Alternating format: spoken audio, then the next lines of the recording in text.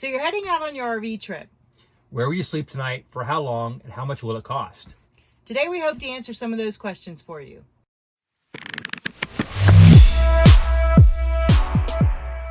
So we're sitting inside with the doors closed today because we have this gorgeous view and we couldn't really do a video with the beautiful sound muffling us. Welcome to Yellow Outdoors.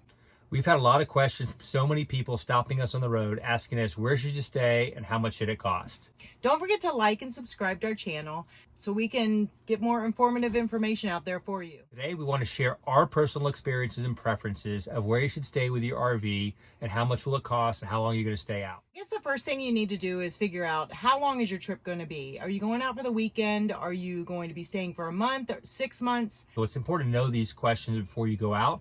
We want to break down exactly what type of places we stay personally and then share with you, and then you can help adapt your style of camping with your personal preferences as well. Yeah, because I don't think that most people realize how many different choices you have out there that range in so many different price levels, from free to pretty exclusive, nice places. Yeah, it depends on your experience. We're going to share our personal preferences, what we like. We like the best of both. We like to stay free some nights. We like to stay at really nice, expensive glamping experiences as well. So it all depends on your preference.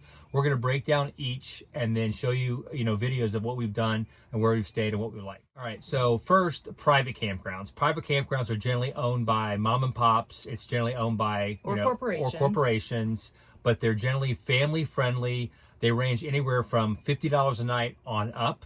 I think we've paid almost $189 a night for one of them right on the beach. Yeah, again, we are very selective. We like to just pick and choose ones, but private's the first one. You can reserve with private. You can go to their website. You can reserve ahead of time. You can leverage Good Sam or AAA. You can stay with your family. You can decide if you want specific sites, pick out sites ahead of time, get picture what the sites look like. So it's a little bit easier to book those in our personal preference versus trying to do it free. So a lot of times what we will do is stay at the less expensive places for a couple nights, and then we'll book a really nice private resort. Now we really like to be last minute. We plan around the destination. Where do you want to go? What do you want to experience at that particular destination? And then we try to fit the campground, that particular park that fits our needs. It could be private, could be public, could be a state park. It could be boondocking or mooch docking. We look at the destination first before we make a decision. So let's go on. So we did private, that's a good choice. And then let's go to state parks. Something that we've learned, we never really knew about state parks that much.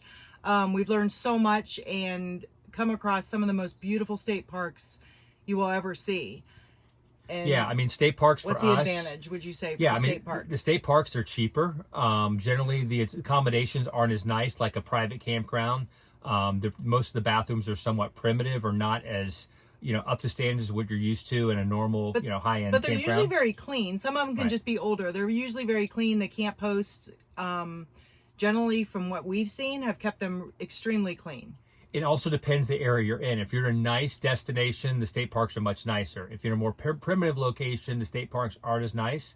The costs generally range from $15 to $30 a day. Yeah, that's good. Which is very cost effective for traveling on the road and staying out every day. But you can't stay there usually more than 2 weeks. That's the max you can stay there. Whereas a private campground, you can stay 6 months, a year, whatever you want. And I think one thing we forgot to say on the private campgrounds is that nightly it's a little bit more expensive. But at one time we stayed in Austin for almost, what?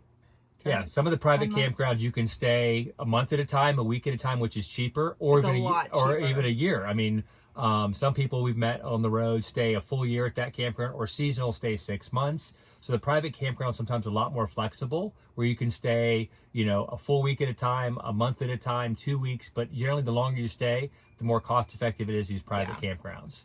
But back to the state campgrounds, 14 days is your max. Generally, they can book up the nice ones that people really like to get. They can book up usually 6 months to a year in advance. We have been so fortunate on this trip where we didn't book any, and we actually showed up at like 2 p.m. when most of the people had checked out, and a lot of people, well, a lot of people don't cancel for these because they're like, oh, $15, I'm not going to cancel. But if you're lucky, The people will cancel. I think one of them, we walked in and like 20 minutes before they had their last, someone had canceled. They had one spot available and we were able to get it. So generally, I mean, we've been really lucky. I think with state parks too, the one thing you have to realize, you can't go online and to get a cancellation. You have to be there in person. We learned that a lot. Yeah. So generally go there between 12 and 3 p.m. When people are checking out. A lot of times they will not, the websites always say they're booked all the time in these state parks. So what we've done, we've had really good success. I would say 95% success. Yeah. Pull up to the state park, go there between 12 and 3 around when people are checking out. We will get a cancellation and pop right in a spot and stay there $15 to $30 a day. People just don't go online and cancel for $15 to $30. Unfortunately, people just don't do that. The cancellation process, or they forget. They booked 6 months ago. They don't even remember. Something comes up. So, you know, we love the state park for that reason. Again, we're trying to go this year with the least amount of plans. Go to the destination, look up state parks, private parks, and then we make that decision when we get there. So over the last probably 10 years, BLM land, Bureau of Land Management, come up to be very popular. I had no idea. No idea what that was until we were in... mostly because we're from Florida. Most of the deserts on the West Coast, Arizona, Nevada, Utah, there's so much more BLM land available to stay there for free. It's pretty easy to find as you're driving through certain areas in Arizona. You're going to see multiple... folks camping, and you're going to see... Yeah, that's how we found out, is we're driving along, and I keep seeing just tons of people camping out in the middle of nowhere, and you just saw these groups of people camping, and I asked them what it was. Yeah, and it ranges from, I've seen travel trailers, fifth wheels, vans, SUVs. It's a public land, and you're able to camp on it for free. But it's complete boondocking. There's no hookups, there's no water, no electric. It's just pull over here. It's generally a really safe place to sleep at night. Except I am going to show a clip real quick of we were in a place we didn't know, and it was nighttime, and Arizona. we tried to pull in. Couldn't see anything at all. So our advice for that is to go in during the day when you can see things, right? Yeah. We were just at night. We were in a nice state park. We tried to get a cancellation. We missed the window. It was so nice to stay there. We didn't want to leave. I left it dark, and I'm like, okay, let's see if we can find BLM land.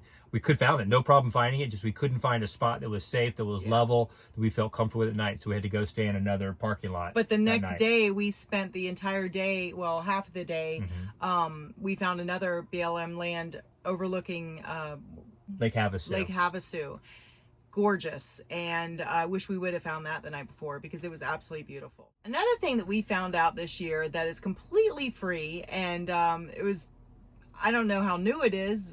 We joined this year for $50 for Harvest Host, and basically people put their own property, like their farms or ranches, wineries, golf. We paid a little bit extra to do golf courses, breweries. Did I say wineries? It's a wide variety of choices. Yeah, and it's free. And basically, and they have great reviews online to tell you about the places, alpaca farms, different things like that. And people put their businesses up there, and again, like I said, it's free. However, they do like you to make a minimum purchase. If you're going to a winery, you're probably going to drink wine. And restaurant, the one we stayed at, we'll show that video. We stayed at one in Arizona where we had to go to the guy's restaurant. Yeah, we went to their restaurant. They didn't have anything on their property. It was an old horse ranch, not working anymore.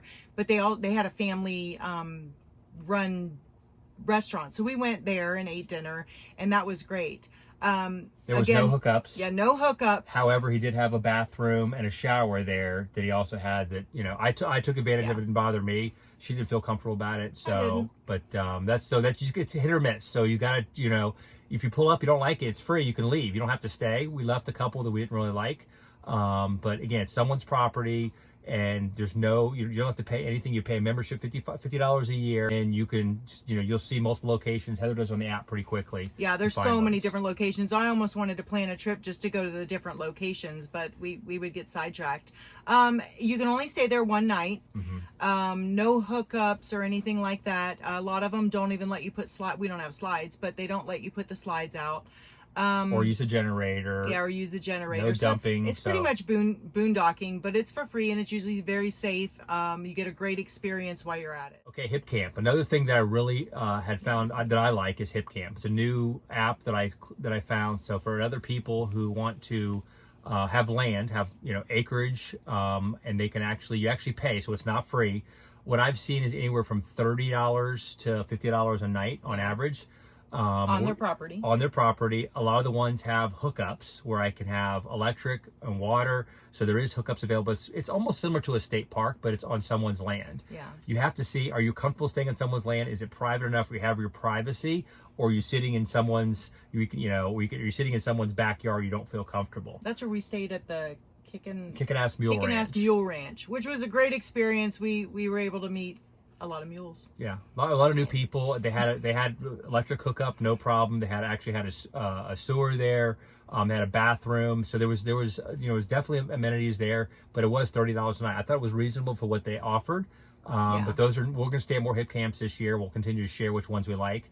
Heather and I are going to go through, and we're going to always rate the campgrounds we're in based on pros and cons. We're going to share with you our experience, including video, so before you go there, is it a place I want to stay? So we want to collaborate with everybody on the road, so we continue to create this network for consumers and campers like us. Mooch docking. Oh, we thought we invented mooch docking, like that was our fun, cool word, but really it's out there already. Yeah, I mean, I'm really good at mooching. I just asked my brother. So we have so many friends and families across the country, which is fantastic. So we're blessed to have that. And everybody keeps inviting us to stay. So my friend Brian in Tennessee he has 38 acres, and he already put 30 amp plug in his driveway for me. So we'll probably stop and see him at least once a month as we're traveling across the country. So we're trying to pick different places across the country where our friends and family live, stop in, see them for a night. We don't want to extend our welcome, so we like to stay one night, see them, take them to dinner, bring them food. Maybe do some laundry. We'll bring you dinner if we can shower. Right. Bring you some food, take you out to dinner, do something like that, as long as we can take advantage of plugging in, charging up. And like you said, your brother has a Tesla charger in his driveway. So mooch docking, again, depending if you're like a friend Brian did, my brother has a Tesla, so he has a 50 amp in his garage where I can plug in, use his laundry, fill up my water tank, do things like that. I'm mooching. Nice. So again, they have water there, they have a laundry, they have certain things there that we can use and reuse, help us stop there for one night, replenish, see friends and family, and keep going. So if you have great friends and family, they'll let you mooch dock. So we like mooch docking. Mooch docking is way better than boondocking. And if you don't know what boondocking is, it's basically parking somewhere with no hookups, right? A lot of people don't know. I didn't realize that. When we say boondocking, and people are like, what's that? But if you're new to RVing, you don't know what boondocking is. Boondocking is basically, companies like Cracker Barrel or Walmart or Sam's Club. That'll get to our next thing is staying in parking lots, which is something we've done a lot. The very first night, I would have to say we were scared. I was scared. No, I feel comfortable. I just know I've traveled my whole life for my job, so I've traveled to every single possible area. I know the good areas and the bad areas, so I find the right parking lots. You go to the right areas. The right Cracker Barrels or they're well lit. As long as it's well lit. Yeah. So what are the cons of the parking lots? I mean, so if I go to like a Love's, a Flying J, a Pilot, a Walmart, anything like that, there's constant people coming in and out. You're always going to hear cars starting, alarms going off. Yeah. You're going to have light sometimes. You know how good your blinds are, light in your windows. I'm a light sleeper, so it's hard for me to stay in parking lots because I get woken up all night long. I'm always worried about something, I'm always worried about something happening. And we travel with the dog. He doesn't bark, but he wakes us up. Yeah, he wakes us up when he hears something. I wake up immediately. So if you have no problem like that, I'll show areas I picked that are really good parking lots across the country, and I'll share ones that I thought were safe and we're well lit and they were comfortable. But one thing about Love's, Flying J, and Pilot, Heather's brother was a trucker at one time, and he was always get a shower at those places. You can go get a shower for $10 or $12. I'm not sure if Buc-ee's does it, but Love's for like $12. And again, because I don't shower in here, I'm always trying to find nice, clean places to shower because we do shower. Yeah. But Love's for $12, you can go in there and they have full, men, women facilities to shower and everything and be on your way for $12. So we can go in there and pay $12 and shower get and then gas. We're going boondock. to spend $75 to $100 on gas. And they fill, don't they? Right. Have dump? A lot of They them have a dump stations. station at Love's. General at Love's. They have a dog area. We like to take I a love walk. the We can dog throw the area. ball for him in there. It's all fenced in. Love's even talking about if you see some of the research, are actually adding campsites for you to stop and park in. They're starting out in the West Coast right now, but I'll update that more as we go to Love's across the country.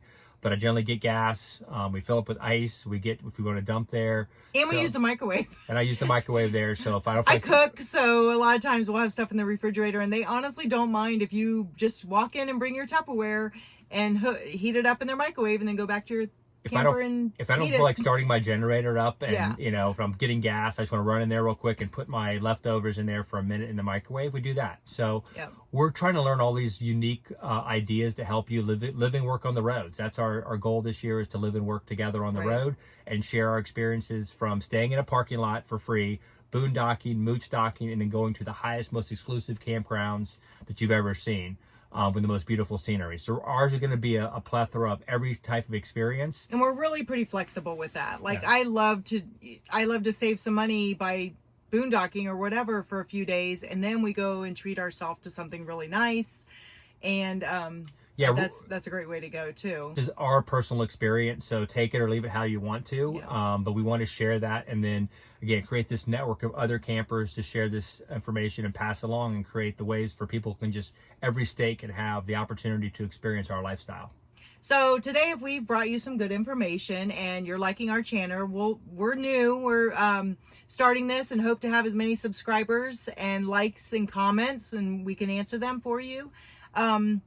Feel free to subscribe. Yeah, my thing is to send feedback. You know, what do you want to see next? Again, we Yeah. keep getting stopped by so many people, and the reason we're creating these videos is people are asking us. People who've never camped before and want to enjoy this lifestyle. What's it like? You know, what do I have to experience? What am I going to run into? What are the pros? What are the cons?